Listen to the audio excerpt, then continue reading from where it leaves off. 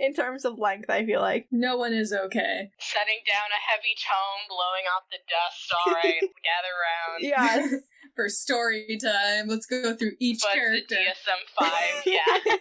I'm not a psychologist, and this segment is based purely on my own opinions and a weekly reminder that if you're struggling with anything at all, please reach out for some help. This week I really want to talk about trauma. I pulled some of my notes from when I was on Driver Fix the podcast with Abigail about trauma and, talk about some trauma that happened in this episode, also some trauma that this episode kind of talks about that, maybe we haven't really had time to talk about before. And so the first thing I want to talk about was, the lasting trauma on the Winchester family and the other special children family, specifically the 4 that had the fires, but also just the special children in general. So there's the fatal fires that, robbed Sam of a mom and Max of his mom and, led to Max being abused. And, also Sam and Dean being abused by their father and, who knows what else. We didn't really get to know Scott very well, but I'm imagining that losing his mom was pretty difficult. Yeah, it seemed like he had a close relationship with his dad, but we don't know how that was. And, we don't know how Andy's relationship is with his dad. I think the fact that he's living in a van might say something.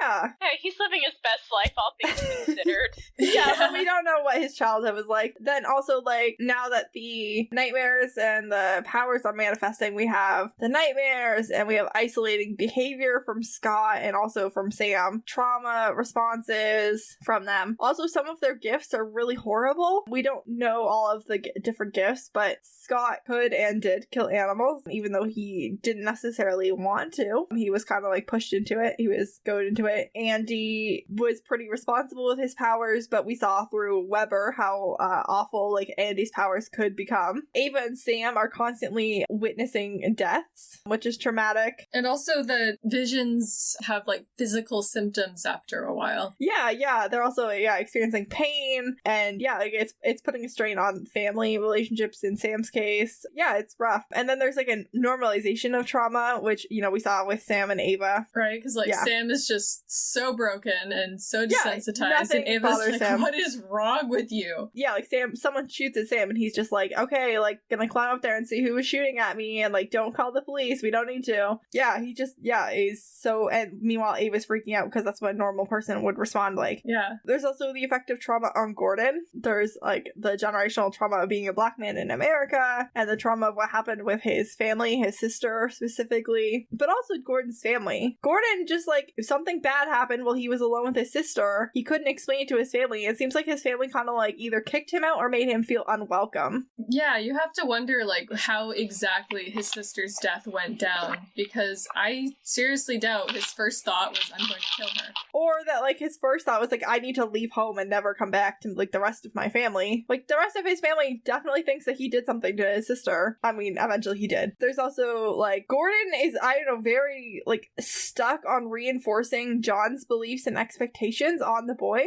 And I pointed this out the last time we met Gordon, where even in the final fight, he was trying to convince Dean. And even today, he was trying to convince Dean, if you do it, if you kill Sam and are fine with it, then you're gonna go free, you're gonna be fine. I don't have a problem with you. And you have to wonder why he's taken this responsibility upon himself. Yeah, he seems very attached to Dean for some reason. Yeah. And then, of course, there is the traumatic bonding of Sam and Dean.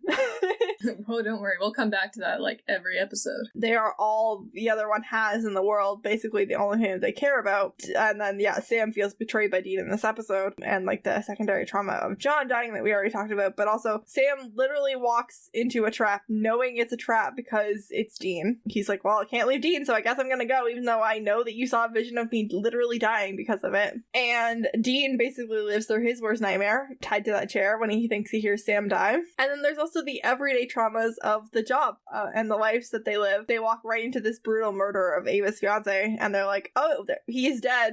I guess we'll look for clues while we're here. They're not bothered at all by the fact that they found him dead. They're more bothered by the fact that Ava's not there than anything else. It's all put up in a neat package for us to watch on TV. So, they're fine. We're fine. Everybody's fine. Yeah, fine. That's the operative word right there. Yeah. I question my life choices and my entertainment choices. Moving on to soul transactions. There are none, but there was definite demonic activity in this episode. Yes. All around.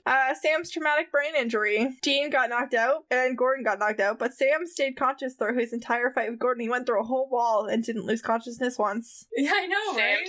stay winning. Hell yeah. He's doing his best. That brings us to recommended ratings. So, Meredith, what would you like to rate this episode? I feel like I always give an 8. That's I'll a give pretty an good 8. one. There we go. 8's good. Jordan, what would you like to rate this episode? I would rate this episode probably 7.5. Okay, that's pretty good. And Jen, what would you like to rate this episode? I feel so bad, KJ. I'm bringing your collective rating down. I'm doing my pretentious, not a film major letterbox rating out of 5 stars. And I'm going to do 2 out of 5. Okay. Like, I didn't hate this episode for sure. I loved Ava, one of the best characters of season 2. I just felt like I was watching the episode, and I think part of it was just because Sterling K. Brown got a very limited run in terms of, like, the story. But I was almost kind of, like, watching it, like, why did this have to be here, almost? And I think part of it is also because we'll get into it with the rest of season 2, but it's such a strong season overall that having to see this episode, I was like, yeah, okay, but, like, there's some other ones that are better, like, in the lineup. Yeah, I'll be honest, this Valid. isn't my favorite episode of this season, by a long shot. There are so many great episodes in this season. I'd say there's no bad episodes in this season. Yeah, that's definitely true. I can't believe I referenced bugs in this episode. I can't believe I'm calling back to bugs of all episodes. But since I did, like, there isn't a bugs in season 2 for sure. But there are definitely episodes that I'm just, like, not really into, where I'm like, this could have been an episode that I, didn't really need. There are a lot of episodes in the middle of Supernatural seasons that are like that, where it's like, okay, like, it's a fun bottle episode, or like, it has its own things going, but like, I care about the plot. Can we get back to that? Yeah, like, this was definitely like this could have been an email episode.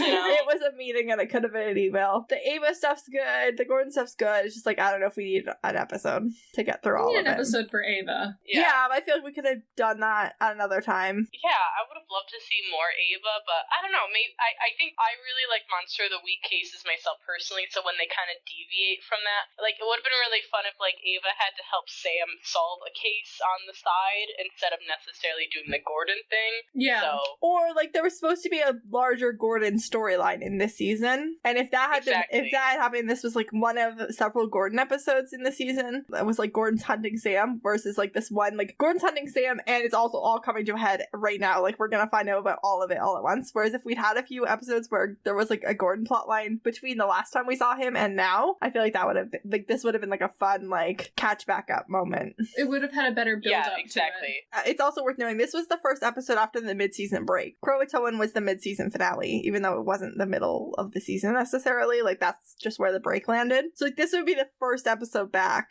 Yeah, and Croatoan I feel like was a really strong episode, so this one was kind of like, not bad, but it's like Matrix and Matrix 2, Fair enough. It's like, yeah, it's good. We'll watch it, but it's bookended by greatness. All good things to keep into consideration for my ratings. Let's wrap things up with our line of the week, and let's start with Jordan. Honestly, I can't think of one. That's okay. Do you want us to come back to you? Yeah. Okay. Let's move on to Jen then. Okay, oh my goodness. It was Ava, of course, love her. But it was something like, I'm a secretary from Peoria. I'm not part of anything. Oh, poor Ava. Like, that's gotta be weird. I know. Don't hate on Peoria. I'm sure there's at least one thing to do there. I don't know. I'm sorry. I didn't look it up. I feel like I know it, but is Peoria in California? I thought it was Illinois. Illinois. I don't know my states. I'm gonna Google. I feel like there might be a Peoria, California, but I feel like she was talking about Peoria, Illinois. There's one in Illinois and one in Arizona. I'm just gonna assume that she's from the one in Illinois, because I feel like Illinois and Indiana are close to each other. Yeah, she has Midwest girl vibes to me. Jordan, you said you had one? Yeah, I got one. He's like, are you okay? Am I okay? Yeah. I just helped you steal some dead guy's confidential psych files. I'm awesome. Oh, Yeah, Ava. that's a good one. Ava was having a time this week. Meredith, do you have one? Before we started this section, like, the only line I could remember was just Ava going, "Screw you, buddy." Yeah, Ava was A little bit sassy. I love that. Yes. Mine is actually a Gordon one, because I think Gordon is pretty funny, even though we don't see him very often. And when Sam put the gun to his head, he said, "You shouldn't take your shoes off around here. You could get tetanus." Oh, that was great. I'm so sad I forgot about it. He is pretty funny. Gordon is really funny. He's just like, you kind of hate him, so. I like casual villains. He has the same sense of humor that's like so dry you don't even know if he's joking as like my dad. Sterling K. Brown does so good with it, which is funny. Like I love Sterling K. Brown so much. I think he's a phenomenal actor. Yes. He really is. And, like, I love it when villains have, like, a really dry sense of humor. Because, like, they're still scary, but also, like, they're kind of funny. But yeah, that was Line of the Week.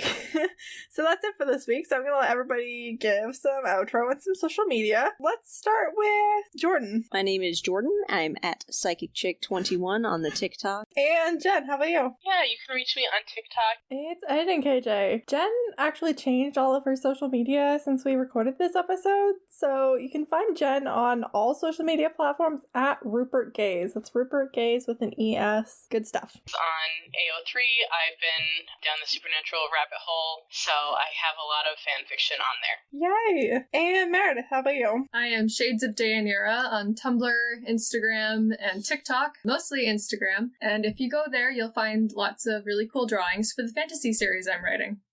Amazing. And Meredith, of course, will be back next week, and so will Jen and Abigail from Saving People Clearing Things podcast. We will be having our discussion episode on supernatural headcanons, and I can tell you already that it's excellent because we already recorded it. I seem to recall having a good time and saying weird stuff. It was fun. So yeah, that's next week. Tune in for that.